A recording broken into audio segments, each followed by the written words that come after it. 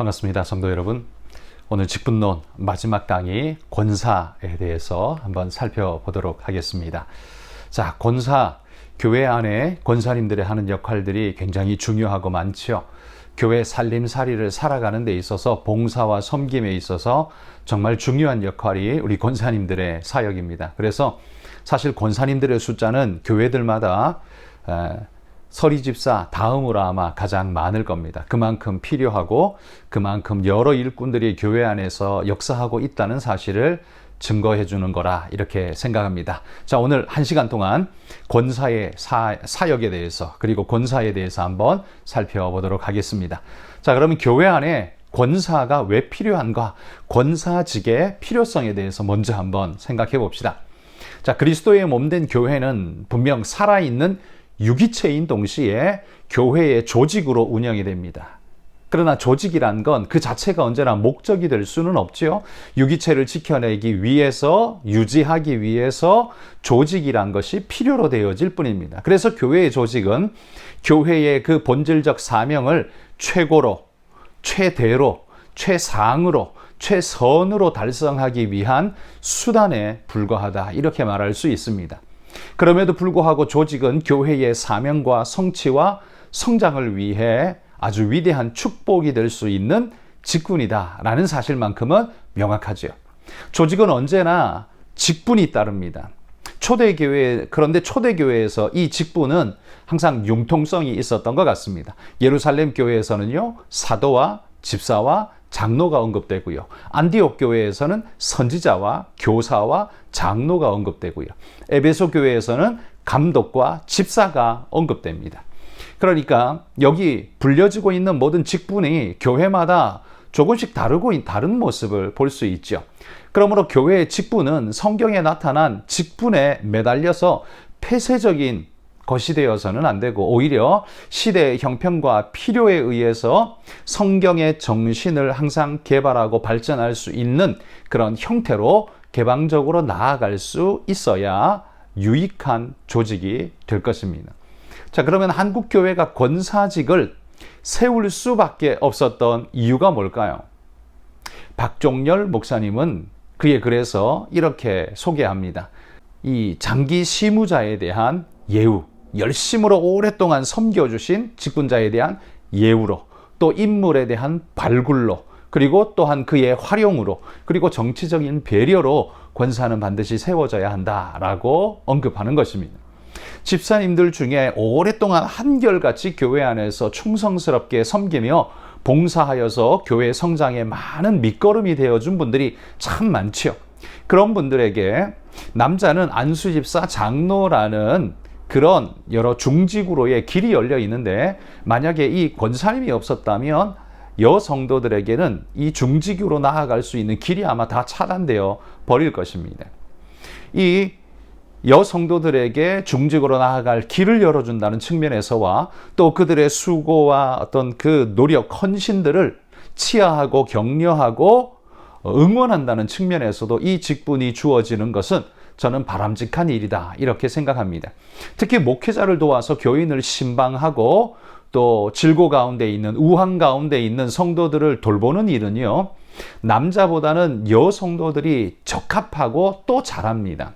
그들의 마음을 동정하고 공감하며 함께 아파하고 눈물을 흘려줄 수 있는 것, 남자들보다 훨씬 더 우리 여성도들이 훨씬 더 잘한다는 거죠. 그런데 교회에 오랫동안 사역하며 곳곳에 많은 사람들의 사정을 알고 있는 권사님들은 더욱더 이 역할에 최적화되어 있는 분이라 이렇게 말할 수 있습니다. 그래서 이런 역할을 잘할 수 있는 분들을 교회 안에 등용시킴으로써 교회의 기능을 극대화하려는 그 역할로 세움받은 이들이 바로 권사직이다, 이렇게 말할 수 있을 겁니다.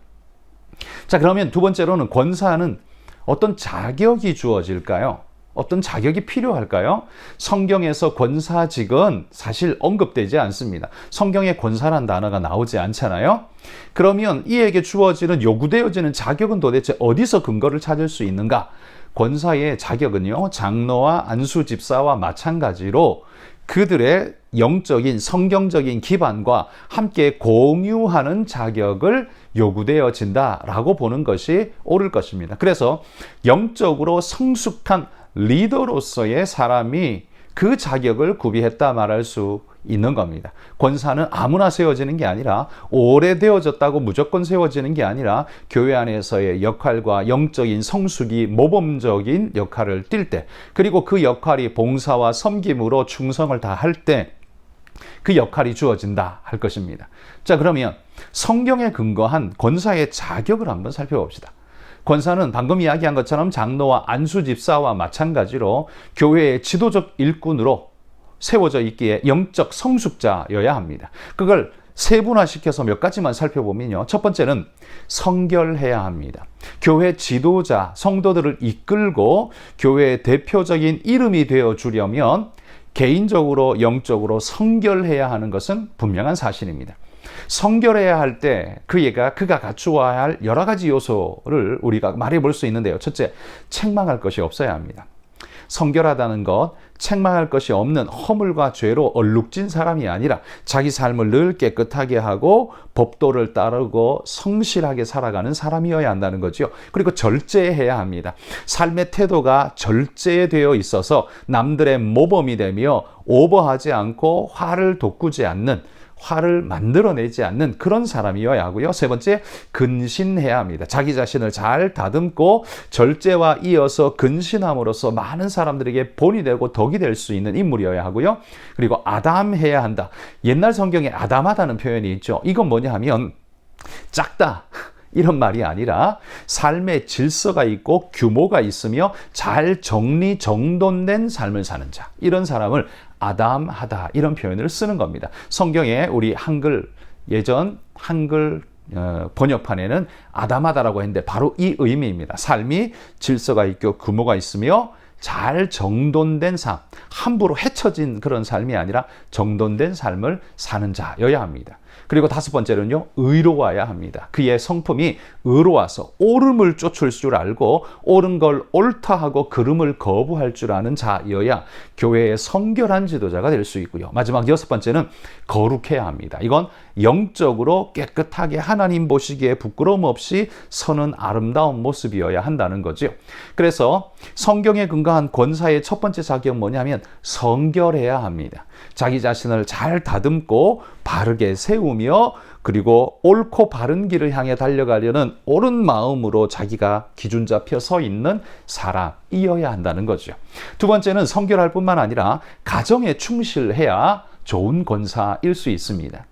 올해 우리가 감독이나 집사를 이야기할 때 한 아내의 남편 되며 이렇게 말하지요. 마찬가지로 좋은 권사님은 한 남편의 아내 되어야 할 것입니다. 이건 꼭 결혼을 해야 한다라는 측면보다는요, 한 가정을 아름답게 섬기며 이끌 수 있는 훈련된 자여야 한다라는 이야기겠죠. 두 번째는 믿음의 자녀를 두어야 합니다. 여기서 포인트는 자녀가 아니라 자녀가 있어야 한다. 자녀 없으면 권사 안 된다, 이 말이 아니라 믿는, 여기에 포인트가 있죠. 그러니까 자녀를 잘 건강하게 양육하되 믿음으로 양육해서 믿는 자녀가 되도록 이끄는 그런 리더십이 있는 부모의 역할을 할 수 있는 사람이어야 한다는 거죠. 세 번째는요, 나그네를 잘 대접해야 한다라는 겁니다. 여러분, 대접은 누가 합니까?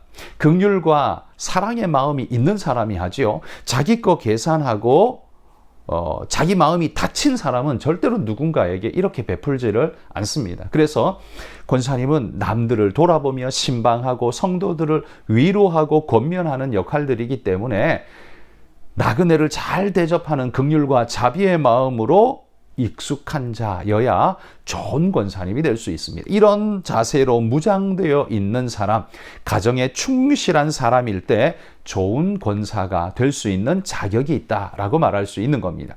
세 번째는요, 성숙한 신앙인이어야 합니다. 성숙한 신앙인이란 신앙이 몸에 배어 그 삶으로 살아내는 자여야 합니다. 그래서 권사님은요, 우리 젊은 집사님들에게 잘 말씀을 가르치고 그렇게 권면하여서 이렇게 세워야 하는 자입니다. 그렇기 때문에 갓 교회에 들어온 사람, 예수 믿은 지 곧 얼마 되지 않은 1, 2년밖에 안 된 사람, 이런 사람에게는 우리가 권사로 세우지 않죠. 적어도 5년 이상 그리고 서리 집사의 직분 받은 지 뭐 5년 이상, 7년 이상 뭐 이런 걸 요구하는 각 교회들이, 왜냐하면 성숙한 신앙으로의 훈련의 시간이 필요하기 때문입니다.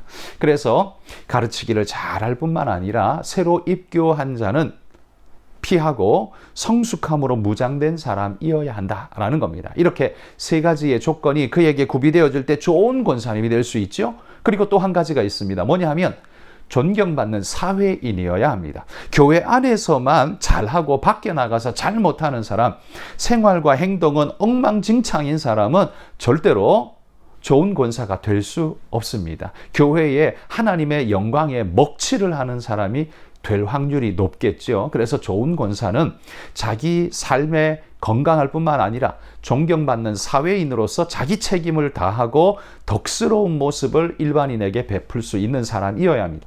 이것도 몇 가지로 나눠보면 술을 즐기지 않아야 하고요. 자기 삶이 깨어지고 망가지고 막 뭉개진 모습 나타내지 않고 절제되어야 하고요. 두 번째, 구타하지 않아야 합니다.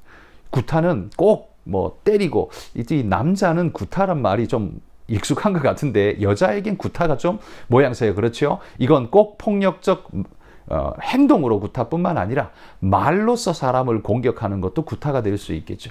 그런 함부로 행패를 부리는 일들을 하지 않는 사람. 세 번째, 다투지 않는 사람.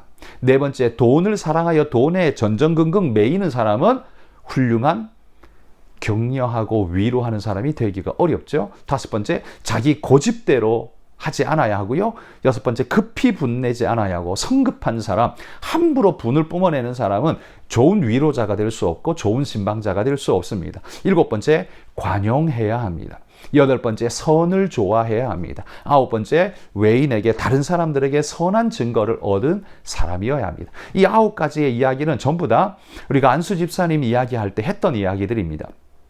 그러니까 권사님이나 장로 집사님이나 마찬가지의 조건을 사실은 요한다는 겁니다. 권사님이라고 좀 못한 조건을 요하는 게 아닙니다.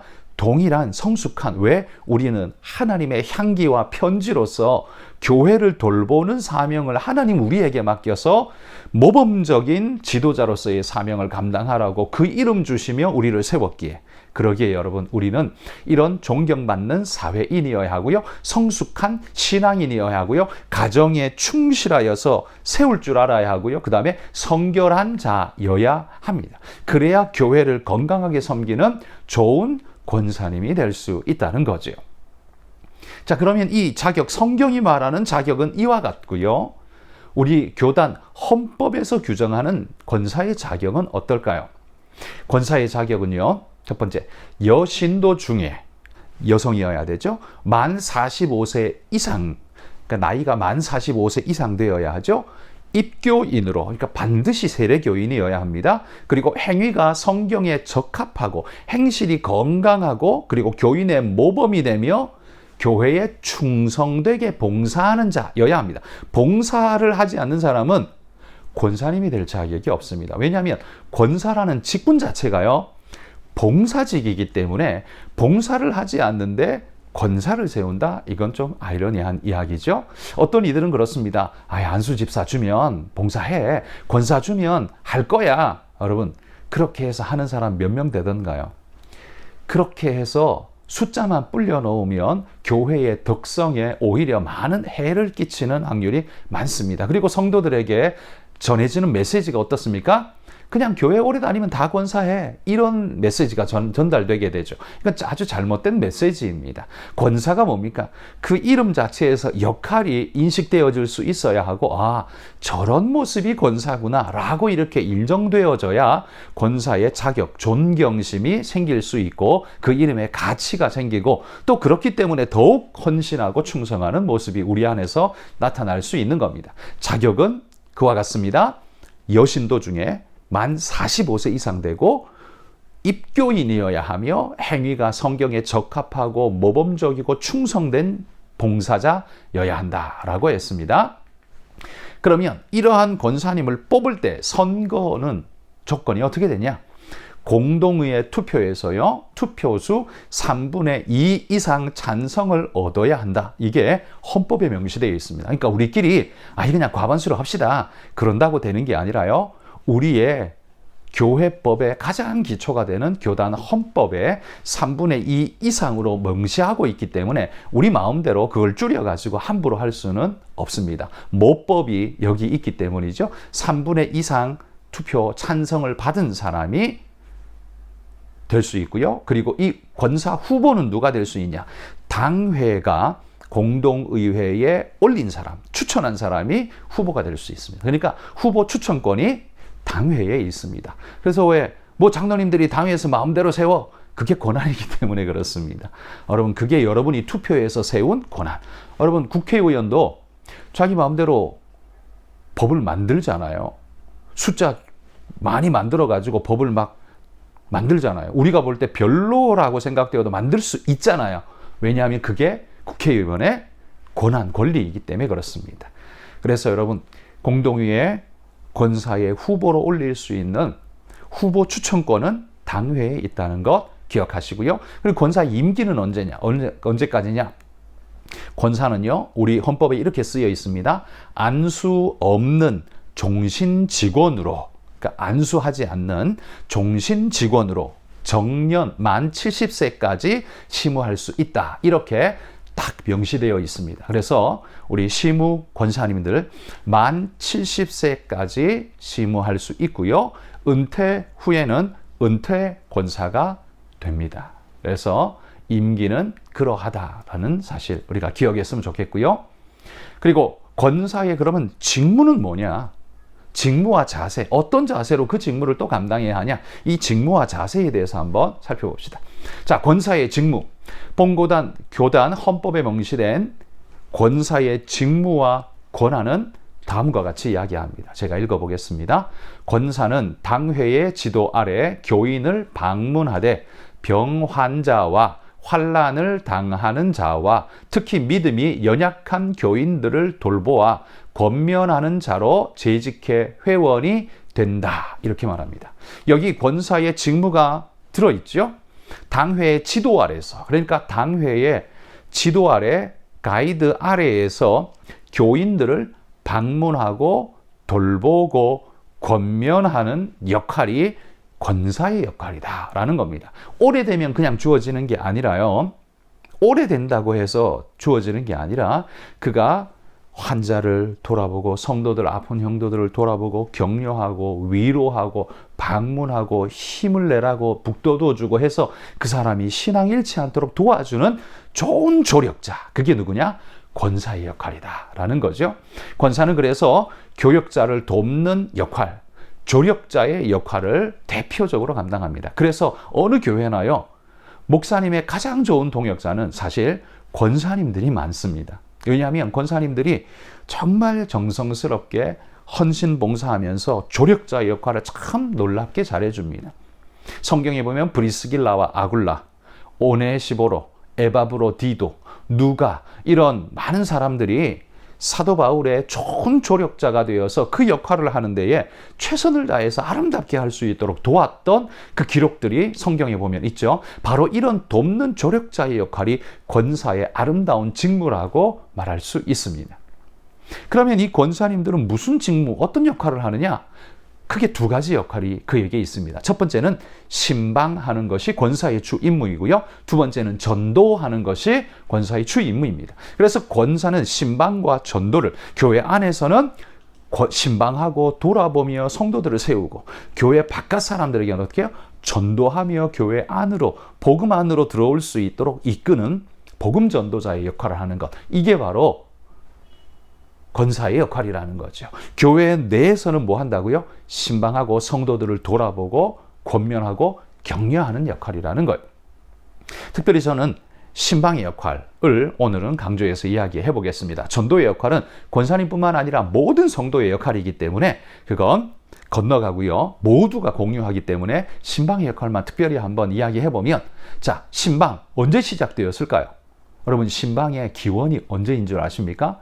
성경에 보면 우리가 믿는 우리 하나님께서요, 자기 백성을 신방하여 돌보아 주시는 모습들이 성경에 보면 굉장히 많이 기록되어 있습니다. 그 중에서도 최초로 기록된 게 뭐냐 하면 아담과 하와가 범죄한 후 두려움에 떨고 있을 때 성경에 이렇게 말해요. 창세기 3장 9절에 보면 여호와 하나님이 아담을 부르시며 그에게 이르시되 네가 어디 있느냐 하면서 그를 찾아가 주셨던 모습이 있죠. 하나님은 에덴 동산에 아담과 하와가 있을 때에도 늘 그들을 찾아가 주셨고요. 선악과 따먹고 범죄한 후에도 그에게 찾아가서 네가 어디에 있느냐라고 말씀해 주셨고요. 그리고 범죄한 그들에게 가죽옷을 지어 입히시면서 그를 돌봐주시는 역할을 하셨습니다. 이게 바로 신방의 성경적 최초의 기원입니다. 하나님이 인간을 신방해 주셨어요. 이게 성경이 말하고 있는 신방이 왜 우리에게 필요한가? 왜 인간에게 신방이 꼭 필요한가? 교회는 왜 신방 사역을 꼭 해야 되는가? 하나님이 하셨기 때문입니다. 그것도 태초부터 하나님이 하셨기 때문입니다. 그 후에도요, 하나님은 계속해서 자기 백성을 위해 신방할 자를 보내셨습니다. 누군 줄 아십니까? 선지자였습니다. 선지자를 보내셔서 하나님 말씀을 선포하고 꼭 무서운 심판의 이야기만 선지자가 한 게 아니고요, 위로와 격려의 말을 하고 북돋우는 역할도 선지자가 함께 했습니다. 그래서 하나님은 계속해서 찾아가시되 선지자를 보내셔서 선지자를 통해서 신방하게 하셨습니다. 구약의 이 선지자가 신방했던 것과 마찬가지로 오늘 우리 성도들이, 특별히 우리 권사님들이 신방하게 된다면 하나님께서 하셨던 그 사역을, 구약에서 했던 그 사역을 우리에게도 여전히 이어가고 있는, 그러니까 성경의 사역과 말씀을 이어가는 아름다운 모습이라고 말할 수 있겠죠? 얼마나 아름답습니까? 특별히 예레미야 23장 1절에서 4절에 보면 하나님이 이렇게 말씀합니다. 여호와의 말씀이니라. 내 목장의 양떼를 멸하며 흩어지게 하는 목자에게 화 있으리라. 그러므로 이스라엘의 하나님 여호와께서 내 백성을 기르는 목자에게 이와 같이 말씀하시니라. 너희가 내 양떼를 흩으며 그것을 몰아내고 돌보지 아니하였도다. 보라, 내가 너희 악행 때문에 너희에게 보응하리라. 여호와의 말씀이니라. 내가 내 양떼에 남은 것을 그 몰려갔던 모든 지방에서 모아 다시 그 우리로 돌아오게 하리니 그들의 생육이 번성할 것이며 내가 그들을 기르는 목자들을 그들 위에 세우리니 그들이 다시는 두려워하거나 놀라거나 잃어버리지 아니하리라. 여호와의 말씀이니라. 여기 보시면 하나님께서 자기 백성을 흩어버리고 몰아내고 돌보지 않은 목자들에게 하나님이 경고하고 있는 말씀이 나오죠. 이 말은 뒤집어 말하면 뭡니까? 내 목자들은 내 백성을 돌아보고 신방하고 세우고 격려하고 하는 역할이 너희의 역할이다 라는 거예요. 이게 바로 목자 아닙니까? 목자는 양무리를 찾아가서 아픈 데 없나 돌보고 그를 이끌어서 푸른 초장으로 물가로 이끌고, 그게 바로 목자의 일이죠. 돌봄의 일입니다. 이게 바로 신방자의 일이라는 거죠. 오늘날 신방은 바로 구약에서의 이런 목자적 돌봄을 이어가는 우리의 역할이다, 이렇게 말할 수 있을 겁니다. 구약뿐만 아니라 신약에 와서도요, 예수님은 죄인들, 세리들, 창기들, 병든 자, 귀신 들린 자, 굶주린 자, 외로운 자들을 찾아가셔서 그들의 영혼을 구원해 주실 뿐만 아니라요, 그들의 육체까지 돌봐주셨던 기록이 성경에 보면 이게 예수님의 기록이다 하면서 많이 드러나고 있습니다. 더불어 주님은 그런 사람들을 돌보는 것은 나를 돌보는 거고 나를 보내신 하나님을 향한 일이다 라고 이렇게까지 말씀해 주셨습니다. 그리고 너희가 그거 하지 않으면 심판이 너희에게 임할 거다 라고까지 말씀하셨어요. 그러니 여러분, 우리가 신방하고 성도를 돌보는 사역이 이게 얼마나 중요한 사역인가 잊지 말아야 합니다. 요즘 시대 사람들 뭐 싫어해. 여러분, 요즘 시대 사람들이 개인적으로 싫어할 수 있지만요, 시대가 아무리 바뀌어도 외롭고 힘들고 따뜻한 위로의 말을 필요로 하지 않는 사람은 없습니다. 그런 의미에서 신방은요, 시대가 가고 아무리 바뀌어도 우리에게 유효한 사역이라는 사실을 여러분 잊지 말아야 합니다. 예수님만인가요? 아니요, 바울도 그랬습니다. 데살로니가 교회에 보낸 편지에 보면요, 그들의 영혼을 돌볼 때 유순한 자가 되어서 유모가 자기 자녀를 기름처럼 내가 너희를 돌봤다, 이렇게 표현합니다. 각 사람에게 아버지가 자기 자녀에게 권면하듯 위로하고 경계함으로 나는 너희를 그렇게 돌봤다라고 그렇게 말하고 있습니다. 여러분, 이게 바로 신방, 목자의 신방 자세이지요. 우리는 이것처럼 예수님 바울 그리고 모든 우리 믿음의 사람들이 행했던 이 신방의 모습을 본보기로 삼아야 합니다. 그리고 그 모습 속에서 신방의 원리를 배울 수 있는데요. 신방이 뭐냐? 신방이란 영육 간의 빈약한 신자를 돌보아주는 것, 격려하고 세워주는 것. 여러분, 이게 바로 신방입니다. 신방은 그냥 찾아가서 놀다 오는 정도, 놀아도요, 노는 것도 의미가 있습니다. 그와 함께 마음을 나누는 거잖아요. 그리고 힘들고 어려운 사람에게 격려하고 위로하는 것이 되잖아요. 신앙이 떨어지지 않도록 하나님 말씀을 전해주는 게 되잖아요. 굉장히 중요한 신방의 모습이다 라고 말할 수 있습니다. 그러면 권사는 누구를 어떻게 신방해야 할까요? 신방의 실제는 무엇일까? 한번 살펴봅시다. 그럼 우리가 누구를 어떻게 신방해야 됩니까? 우리 신방할 때는요, 장기결석자, 연약한 자, 병든 자, 상한 자, 쫓긴 자, 잃어버린 자, 줄인 자, 목마른 자, 나그네와 헐벗은 자, 옥에 갇힌 자, 고아와 가부, 그리고 외로움에 처한 자, 모든 우환과 질고와 낙심 중에 있는 자, 이 모든 자들이 우리가 돌아봐야 할 자들입니다. 그러므로 여러분, 권사란 그냥 교회에서 오래되고 짬밥이 높아서 권사가 되는 게 아니라, 여러분이 진짜 권사라면 뭘 해야 됩니까?